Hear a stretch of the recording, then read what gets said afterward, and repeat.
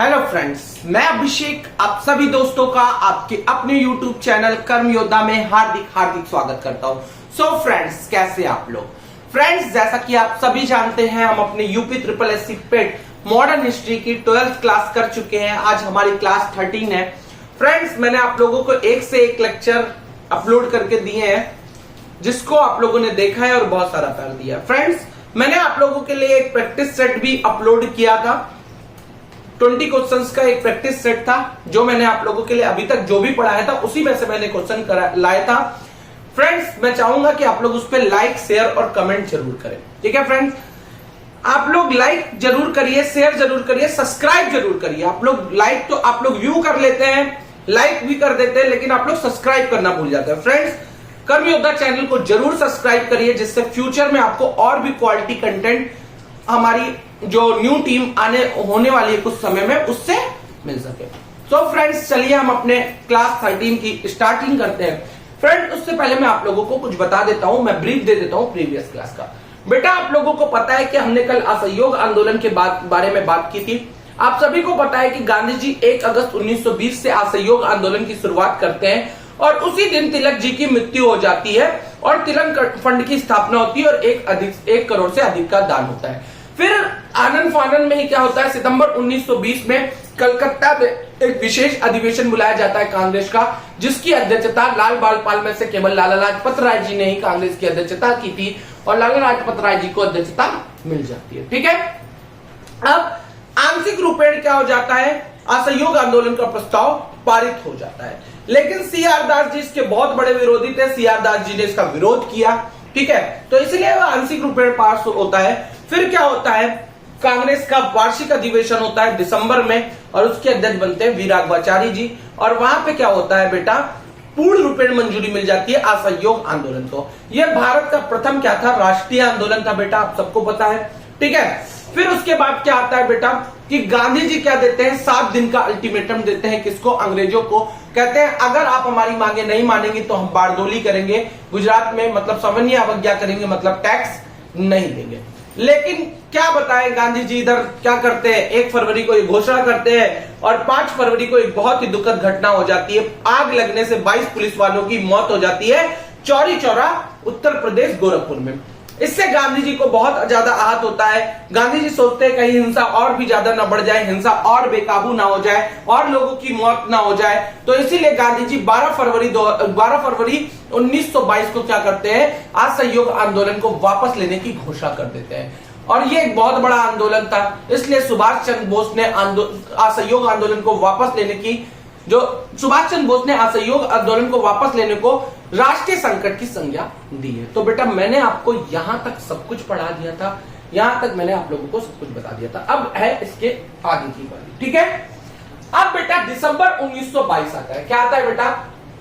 दिसंबर 1922।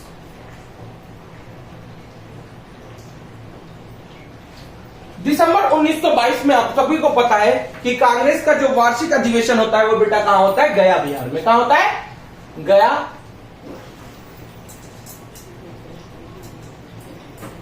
और इसके अध्यक्ष बनाए जाते हैं बेटा सीआर दास जी। कौन?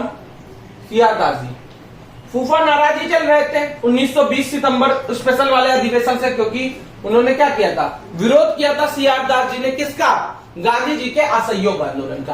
तो 1921 में भी अध्यक्ष बनते हैं, लेकिन जेल में होते हैं, इसलिए फिर से 22 में अध्यक्ष बन जाते हैं। ठीक है, लेकिन कुछ लोग ऐसे थे कांग्रेस में जिनकी सोच परिवर्तनवादी थी, मतलब कि वो परिवर्तन लाना चाहते थे। वो सोचते थे कि इस तरीके से हम देश को आजाद नहीं करा पाएंगे, हम कुछ भी ऐसा नहीं कर पाएंगे जिससे देश को कुछ बेनिफिट हो। तो कुछ लोग ऐसे थे जो परिवर्तनवादी थे, जैसे कि आपके सीआर दास जी हो गए, एनसी केलकर जी थे, और आपके मोतीलाल नेहरू जी थे। ये कैसे सोच के वादी थे? परिवर्तनवादी सोच के व्यक्ति थे। ये क्या करना चाहते थे, ये केंद्रीय विधानसभा के चुनाव होने वाले थे। क्यों? क्योंकि भारत सरकार अधिनियम 1919 आया था बेटा, और उसके थ्रू क्या होने वाले थे बेटा, केंद्रीय विधानसभा के चुनाव होने वाले थे। तो ये केंद्रीय विधानसभा के चुनावों में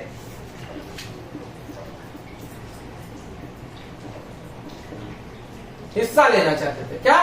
केंद्रीय विधानसभा के चुनाव में हिस्सा लेना चाहते थे। ठीक है बेटा। और कुछ ऐसे लोग भी कांग्रेस में थे जो क्या थे? अपरिवर्तनवादी थे, मतलब वो चाहते थे कि इसी तरह से हम क्या करेंगे, आजादी लेंगे। वो लोग कौन से थे? अपरिवर्तनवादी। जैसे कि वल्लभ भाई पटेल जी, आपके राजेंद्र प्रसाद जी, कौन?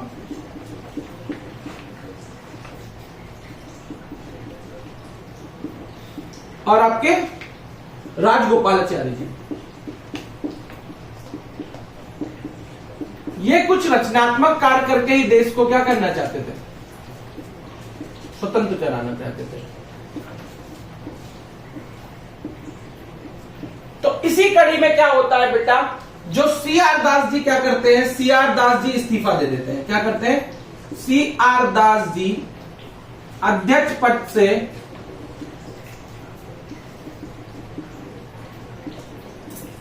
इस्तीफा दे देते हैं। कौन बेटा?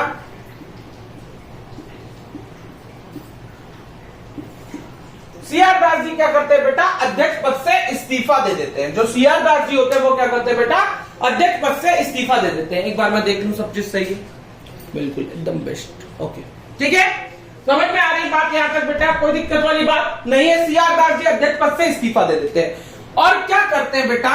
जनवरी 1923 में, कब?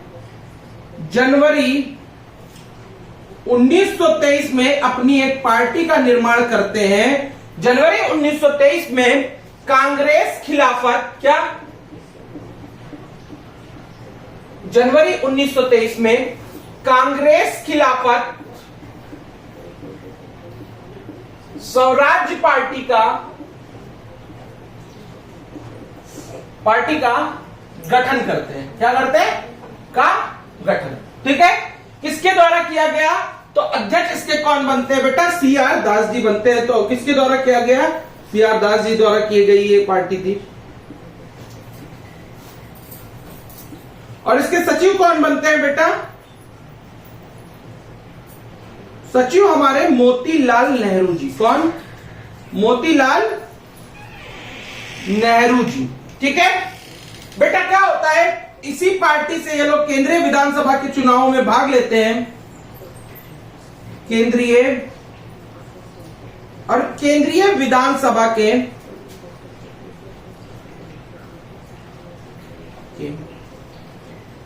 चुनावों में 100 में से 42 सीटों पर विजय प्राप्त करती है कांग्रेस खिलाफत स्वराज्य पार्टी।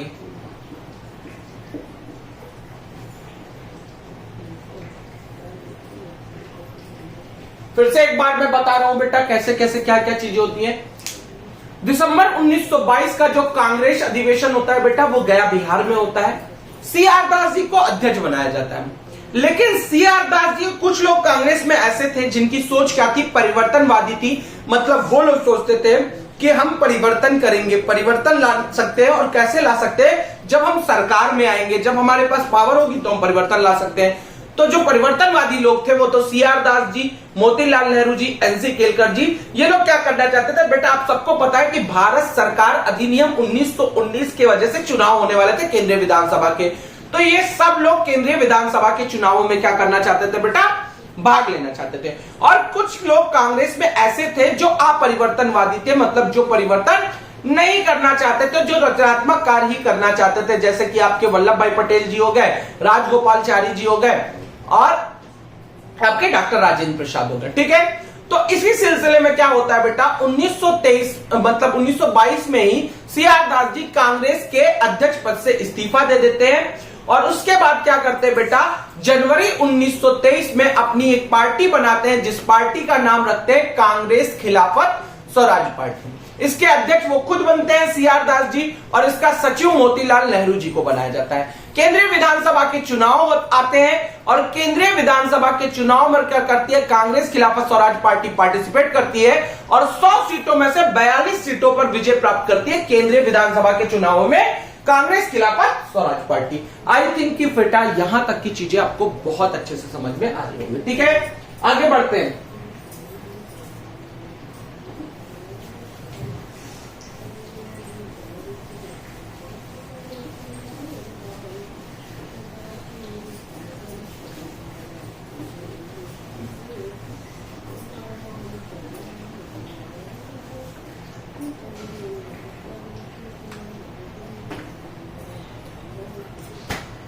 ठीक है बेटा, अब क्या होता है बेटा, ये तो हो जाता है इधर। तो कुछ शहर और वहां के मेयर, बाद में डॉक्टर राजेंद्र प्रसाद जी भी क्या करते हैं बेटा, कांग्रेस खिलाफत स्वराज पार्टी को ज्वाइन कर लेते हैं केंद्रीय विधानसभा के चुनाव से जस्ट पहले। तो जो कलकत्ता के मेयर बनते हैं वो बनते हैं सीआर दास जी। कौन? सीआर दास जी। ठीक है, और इलाहाबाद के जो मेयर बनते हैं, कुछ मेन जगह के मैं लिखा दे रहा हूं, मोतीलाल नेहरू जी। और कौन और बनते पटना के बेटा, कौन मेयर बनते हैं? पटना के बनते हैं डॉक्टर राजेंद्र प्रसाद जी। कौन? राजेंद्र प्रसाद जी। ठीक है, अब क्या होता है बेटा, 1924 का समय आ जाता है और दिसंबर 1924 में फिर से कांग्रेस का अधिवेशन होता है। और यह अधिवेशन होता है बेलगांव में। कहां होता है बेटा? सॉरी, उससे पहले ही कुछ। ठीक है, 5 फरवरी 1924 को क्या होता है बेटा? 5 फरवरी 1924 को गांधी जी गांधीदास पैक्ट लाते हैं। क्या लाते हैं? गांधीदास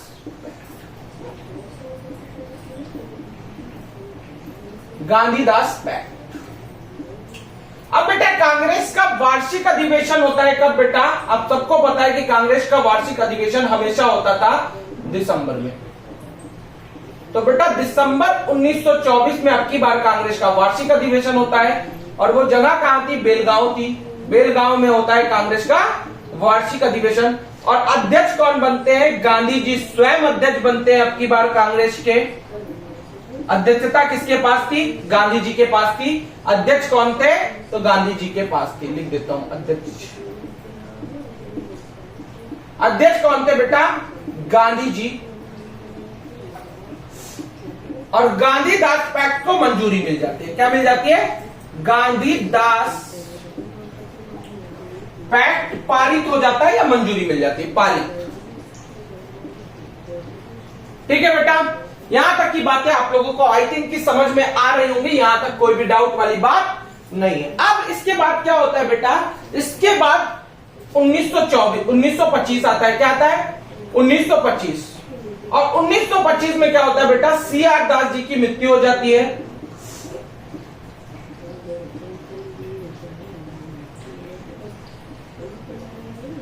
और केंद्रीय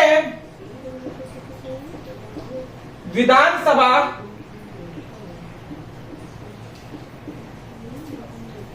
के अध्यक्ष बन जाते हैं विट्ठल भाई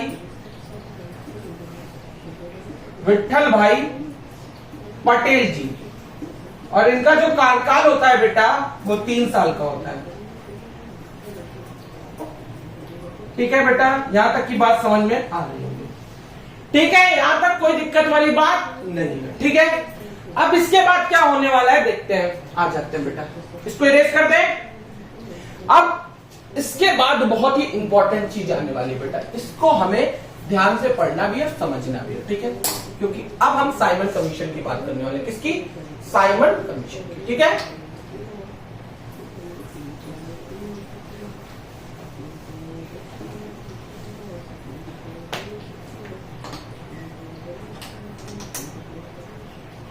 ठीक है फ्रेंड्स, यहां तक कोई प्रॉब्लम, कोई दिक्कत वाली बात नहीं है।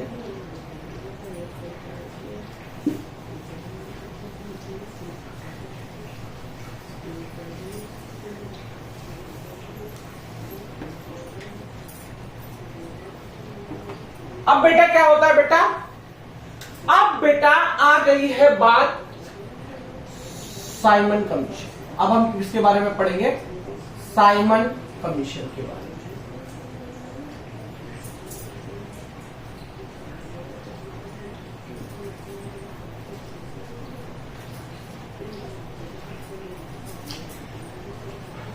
बेटा आपको पता है जो भारत सरकार अधिनियम 1919 आया था, तो उसमें एक बात लिखी हुई थी कि प्रत्येक 10 वर्ष बाद एक आयोग का गठन किया जाएगा, किसकी, इसकी जांच के लिए कि जो भारत सरकार अधिनियम 1919 आया उसके अकॉर्डिंग चीजें हुई या नहीं हुई। तो उसी के लिए साइमन कमीशन आया था। तो भारत सरकार अधिनियम, भारत सरकार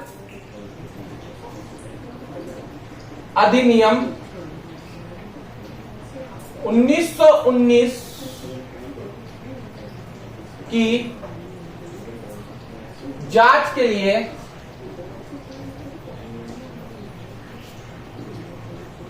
10 वर्ष बाद एक आयोग, ठीक है। भारत सरकार अधिनियम 1919 की जांच के लिए 10 वर्ष बाद एक क्या आया, आयोग आया, और यही आयोग क्या था बेटा, साइमन कमीशन। गठन कब किया गया साइमन कमीशन का बेटा, तो गठन किया गया बेटा 8 नवंबर 1927। कब गठन किया गया, 8 नवंबर 1927 को साइमन कमीशन का गठन किया गया। और इसमें जो सदस्य थे बेटा वो 7 सदस्य थे। कितने सदस्य थे, 7 सदस्य थे। साइमन कमीशन में टोटल कितने सदस्य थे बच्चों, तो 7 सदस्य थे, और सातों क्या थे, अंग्रेज थे। 7 के सातों क्या थे, अंग्रेज थे। कौन कौन था सदस्य, तो बेटा एक इसका अध्यक्ष था, साइमन कमीशन का जो अध्यक्ष था,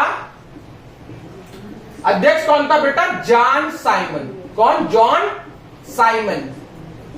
जॉन साइमन इसका अध्यक्ष था, जॉन साइमन इसका अध्यक्ष था, और जॉन साइमन इसका अध्यक्ष था, कौन इसका अध्यक्ष था, जॉन साइमन। और ये बेटा लिबरल पार्टी का सदस्य था। किसका, लिबरल पार्टी, लिबरल पार्टी का सदस्य। ओके फ्रेंड्स, ठीक। इसके बाद बेटा 4 इसमें किसके, कंजर्वेटिव पार्टी के सदस्य थे। 4 कंजर्वेटिव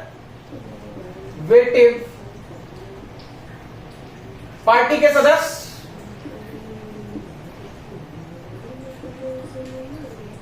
और 2 इसमें लेबर पार्टी के सदस्य थे। किसके बेटा, लेबर पार्टी के सदस्य। और इसी 2 सदस्यों में से एक था क्लेमेंट इटली, जो भारतीयों के प्रति संवेदनशीलता रखता था। और यही बाद में क्या बनता है बेटा, ब्रिटिश प्रधानमंत्री बनता है। जब भारत को आजाद करते हैं अंग्रेज, तो ब्रिटिश प्राइम मिनिस्टर यही था, ठीक है बेटा। तो क्या आजादी के समय ब्रिटिश प्रधानमंत्री कौन था, तो क्लेमेंट इटली था। क्लेमेंट इटली किस कमीशन में एक सदस्य के रूप में आया था, तो साइमन कमीशन में एक सदस्य के रूप में आया था, ठीक है फ्रेंड। यहां तक बच्चों आपको कोई भी प्रॉब्लम नहीं होगी। आई थिंक कि यहां पे सारी बातें समझ में आ रही है, ठीक। अब आ जाता है देखते देखते दिसंबर 1927 का समय।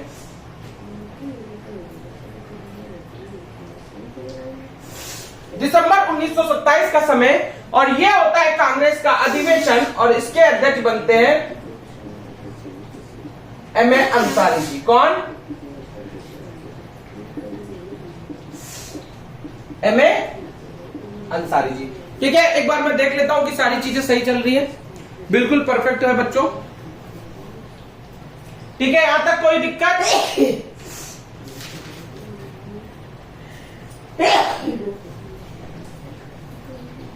ठीक, यहां तक आप लोगों को कोई भी दिक्कत नहीं है। अधिवेशन का स्थान क्या होता है बेटा, मद्रास। अधिवेशन का स्थान क्या होता है, मद्रास, ठीक। दिसंबर 1927 में कांग्रेस का वार्षिक अधिवेशन होता है मद्रास में। अध्यक्ष कौन होते हैं, एम.एन. अंसारी जी। क्या बेटा, साइमन कमीशन का जमकर विरोध किया जाता है।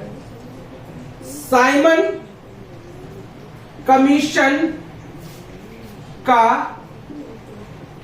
जमकर विरोध किया जाता है।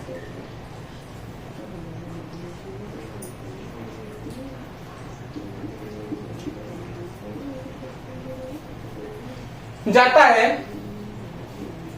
क्योंकि इसमें कोई भी भारतीय नहीं था। क्या बेटा? साइमन कमीशन का काफी जमकर विरोध किया जाता है क्योंकि इसमें कोई भी भारतीय सदस्य नहीं था।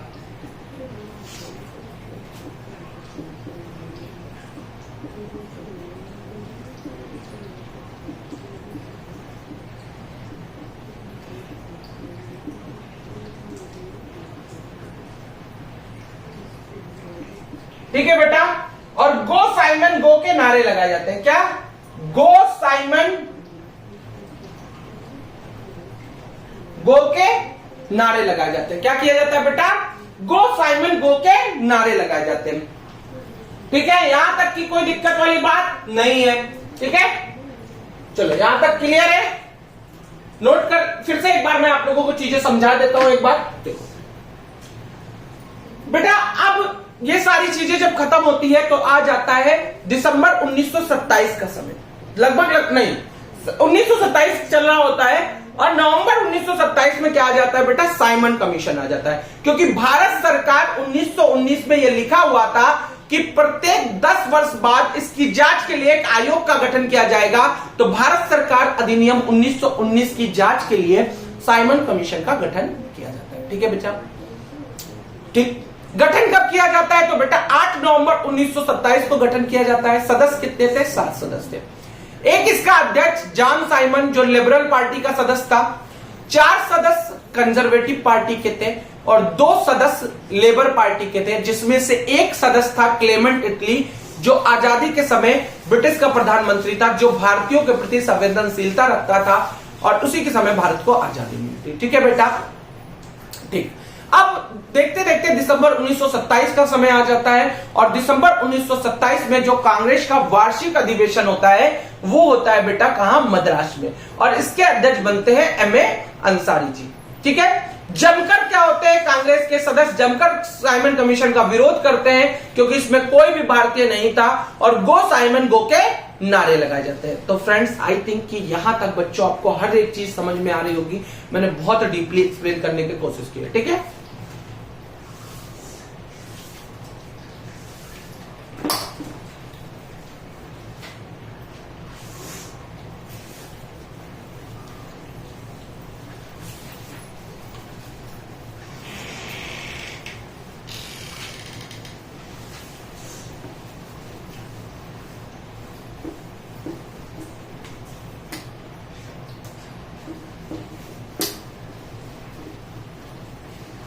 एक मिनट फ्रेंड्स।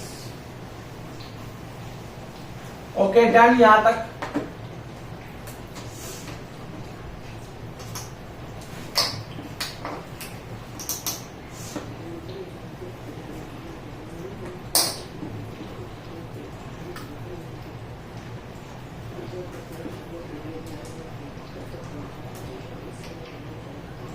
ठीक है, ओके ठीक है। अब बेटा क्या होता है बेटा?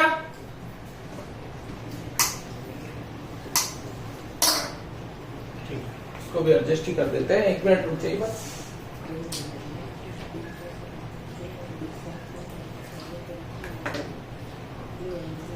अब बेटा 1928 में क्या होता है बेटा? 1928 में साइमन कमीशन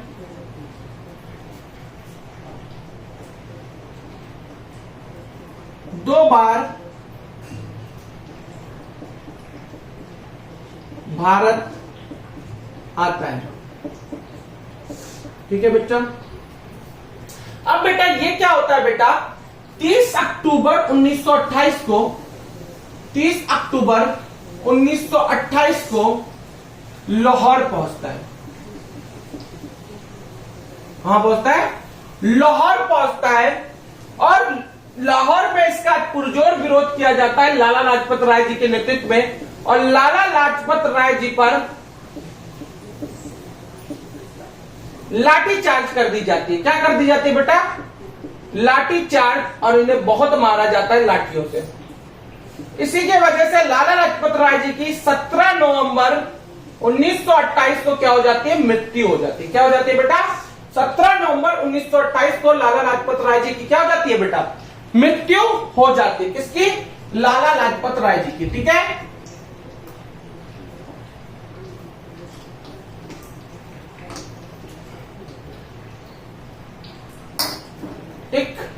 ठीक है बच्चों, यहां तक की चीजें समझ में आ रही है अच्छे से? ठीक है। अब बेटा क्या होता है? 17 नवंबर 1928 को मृत्यु हो जाती है लाला लाजपत राय जी की। इसी की वजह से अब बेटा क्या हो जाता है? जो साइमन कमीशन होता है,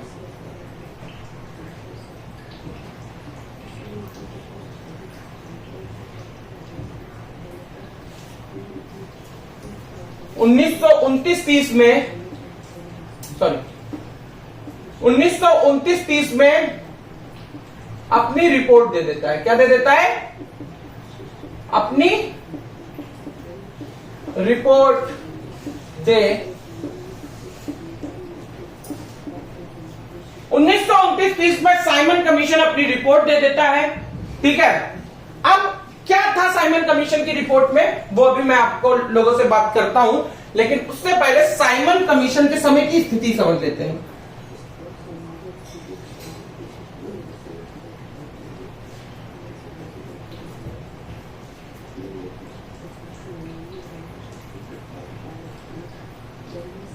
साइमन कमीशन के समय स्थिति, क्या स्थिति थी साइमन कमीशन की?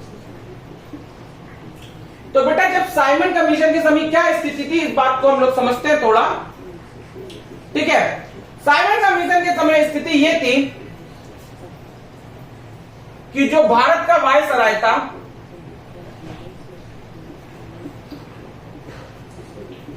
भारत का वायसराय, वो वायसराय था बेटा कौन? Lord Irwin. कौन था भारत का वायसराय? कौन था? Lord Irwin. ठीक है, भारत सचिव कौन था उस समय? तो बेटा भारत सचिव था बर्केनहेड। कौन?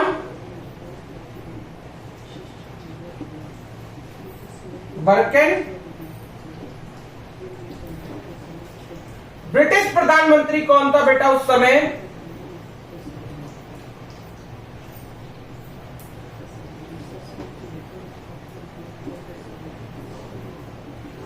बॉल्डविन।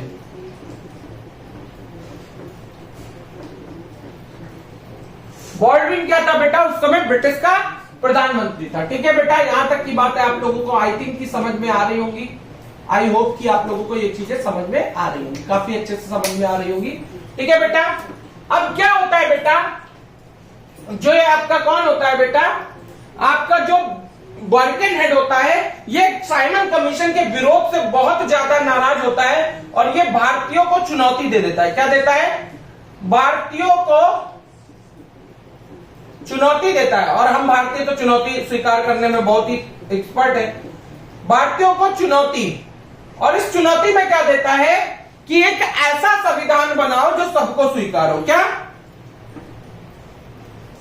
एक ऐसा संविधान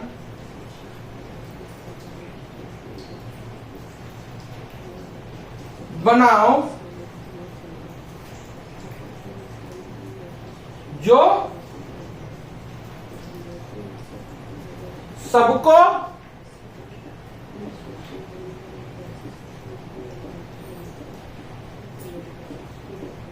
ये कहता है कि आप ही कोई ऐसा संविधान बना दीजिए ना, आप ही लोग कोई एक ऐसा संविधान बना दीजिए जो हम लोगों को भी अच्छा लगे, आपको भी अच्छा लगे, जो हमें भी स्वीकार हो वो आपको भी स्वीकार हो। तो भारतीय क्या कहते हैं? ठीक है, आपकी चुनौती को स्वीकार करते हैं और हम एक ऐसा संविधान बनाएंगे जो हमें भी अच्छा लगेगा और आपको भी अच्छा लगेगा। ठीक है फ्रेंड्स, यहां तक की बातें आप लोगों को सब कुछ समझ में आ रही होगी आई थिंक फ्रेंड्स। ठीक है, थोड़ी सी और बात बची है, कर लेते हैं, साइमन कमीशन हमारा खत्म हो जाएगा। ओके,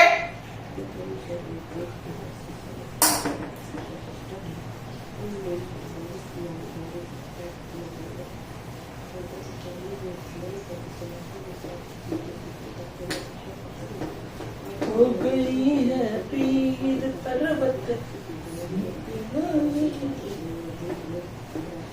ठीक है बच्चों, चलो आ जाओ, थोड़ी सी बात और बची है, उस बात को करके क्लास को खत्म करें। ठीक है, चलो अब बेटा साइमन कमीशन की रिपोर्ट क्या थी?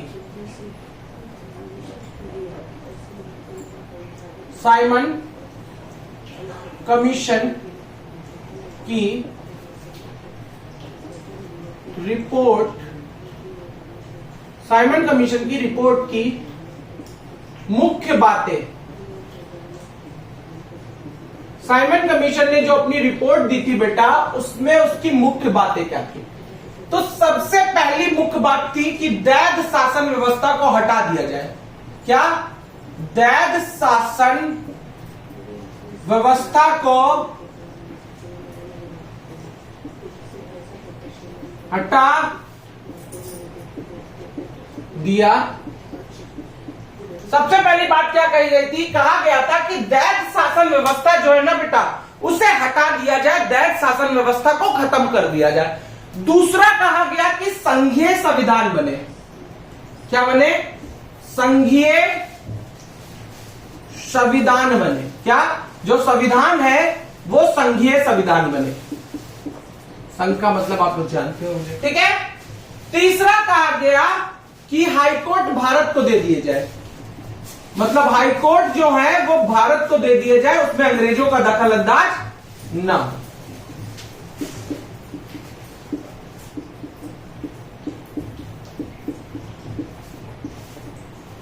दे दिए जाए। चौथा कहा गया बेटा कि राज्यों में राज्यपाल का पद लाया जाए। क्या किया जाए? राज्यों में राज्यपाल का पद लाया जाए। राज्यपाल का पद लाया जाए जो महारानी का प्रतिनिधि हो। मतलब राज्यों में राज्यपाल का पद लाया जाए और जो महारानी का प्रतिनिधि हो। ठीक है, ये थी साइमन कमीशन की मुख्य बातें। अब कल इसके बाद हम लोग करेंगे मोतीलाल नेहरू की अध्यक्षता में जो नेहरू रिपोर्ट तैयार की गई थी 1928 में, उसके बारे में। तो फ्रेंड्स, यहीं पे साइमन कमीशन एंड अप होता है। तो जरूर बताइएगा क्लास कैसी लगी है, लाइक करिएगा, शेयर करिएगा, सब्सक्राइब करिएगा मेरा यूट्यूब चैनल कर्म योद्धा, और ऐसी एजुकेशनल वीडियो देखने के लिए हमें फॉलो जरूर करिएगा।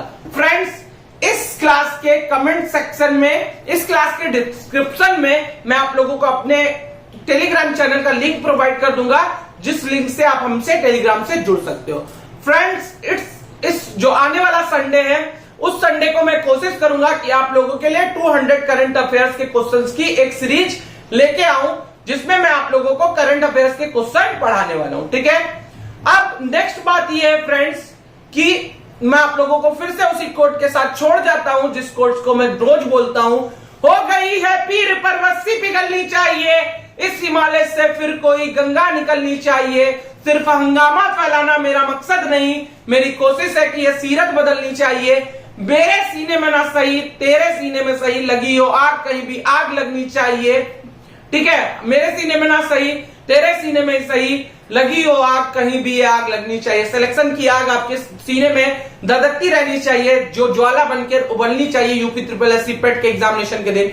और फ्रेंड्स, जो प्रीवियस 12th क्लास हो चुकी है, उनको देखने के लिए आप हमारे कर्म योद्धा चैनल पे जाके प्ले लिस्ट वाले सेक्शन में जाके यूपी ट्रिपल एस पेट मॉडर्न हिस्ट्री की प्ले लिस्ट को ओपन कर सकते हैं और प्रीवियस 12th क्लास को देख के लाइक कर सकते हैं, शेयर कर सकते हैं, कमेंट कर सकते हैं और बता सकते हैं कि क्लासेस आपको कैसी लगी। तो फ्रेंड्स, जरूर प्लेलिस्ट सेक्शन को विजिट कीजिए और हमारे सारी क्लासेस को देखिए, जिससे आपके जो पीछे के लेक्चर छूट गए हैं वो लेक्चर भी कंप्लीट हो जाए और आपकी एक प्रॉपर नोट्स बन सके, जिससे आप यूपी ट्रिपल एस पेट की एक बहुत अच्छे से तैयारी कर सके। ठीक है फ्रेंड्स, तब तक के लिए बाय बाय, टेक केयर, ख्याल रखिए और कर्म योद्धा चैनल को शेयर और सब्सक्राइब जरूर करिए। Thank you.